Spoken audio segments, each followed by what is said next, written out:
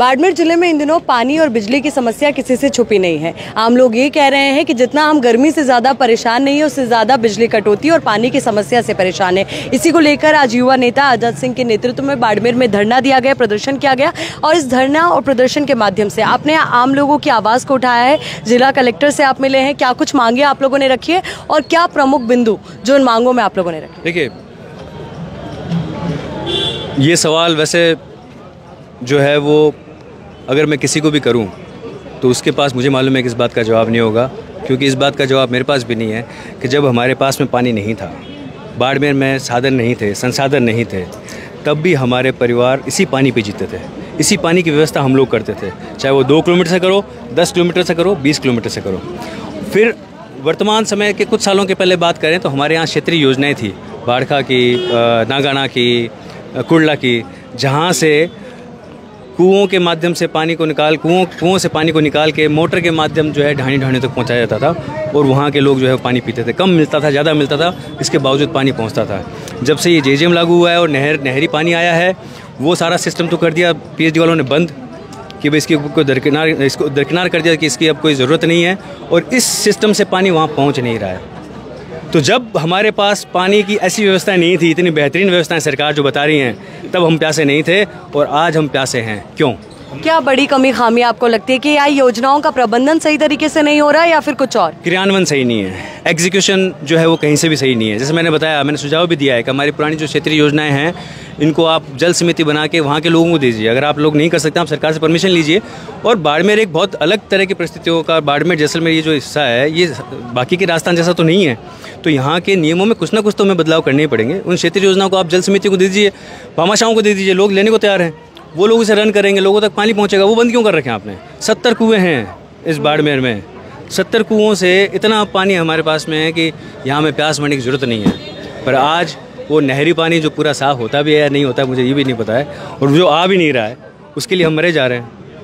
आपने बिजली की समस्या का मुद्दा भी उठाया और साथ ही आपने एक बड़ी बात कही कि आज हम ज्ञापन नहीं दे रहे हैं, शिकायत नहीं कर रहे हैं, आज हम आपके सामने सुझाव रख रहे हैं। तो प्रमुख सुझाव जिससे आपको लगता है कि हाँ, इस समस्या का हल होगा, बिजली पाने के लिए लोग नहीं, कई तरह के हम लोगों ने जो एक्सपर्ट्स हैं उनसे सबसे बात करके और लोकल जो लोग यहाँ रह रहे हैं उनसे भी फीडबैक लेके हम लोगों ने कई टेक्निकल सुझाव, कई जो प्रैक्टिकल सुझाव हैं वो, और कई सुझाव ऐसे जिन पे विचार हो सकता है कि भाई उन्हें हो सकता है कि वो इतने कारगर नहीं हो, या विचार करने के बाद मालूम हो सकता है। जैसे कि हमारा जो शहर है वो समतल नहीं बसा हुआ है, हम लोग पहाड़ पे भी हैं, नीचे भी हैं, खागल में भी हैं, इधर भी हैं, उधर भी हैं।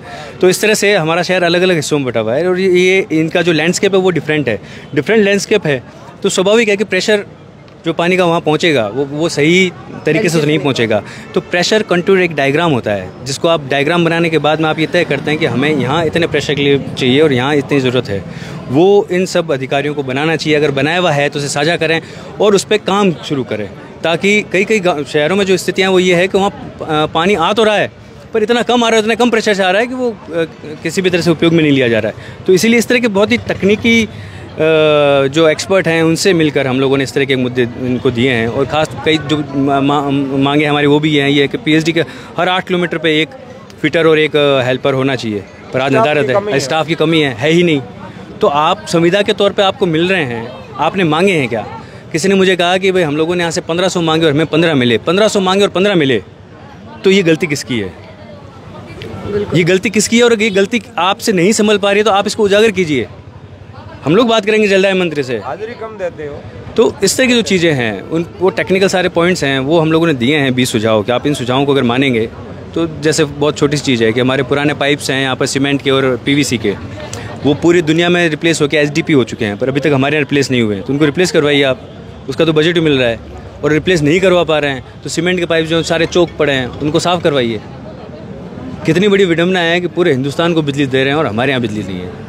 आजाद सिंह जी पूरा रिसर्च करके आए, तमाम तकनीकी खामियां भी आपने बताई और साथ ही ये भी बताया कि किस तरीके से इस समस्या का समाधान हो सकता है। अब ये देखना महत्वपूर्ण हो जाता है कि आज जो सांकेतिक तौर पर धरना प्रदर्शन यहाँ पे किया जा रहा है वो क्या आगे तल्ख रूप लेगा या फिर इन समस्याओं का समाधान होगा। कई और आम लोग भी उनसे भी जुड़ेंगे, उनसे भी बात करेंगे। आपको क्या लगता है, क्या समस्या बढ़ी है, क्यों आपके क्षेत्र में समस्याओं का समाधान? समस्या यूँ है कि पीएचडी विभाग में स्टाफ की कमी है, काम करने वाले है नहीं, अधिकारी अपनी नींद में सो रहे हैं और कोई बोलने वाला है नहीं। विधायक वगैरह सांसद है जो भी मतलब कोई काम के बारे में रुचि। चलिए देखिए, अब महिलाएं भी हैं क्योंकि यहाँ पर उनसे भी बात करेंगे, उनकी जुड़ी भी तमाम जो चीज़ें हैं वो हम आप तक पहुँचाएंगे और तमाम अपडेट्स के लिए आप बने रहिए द खटक के साथ।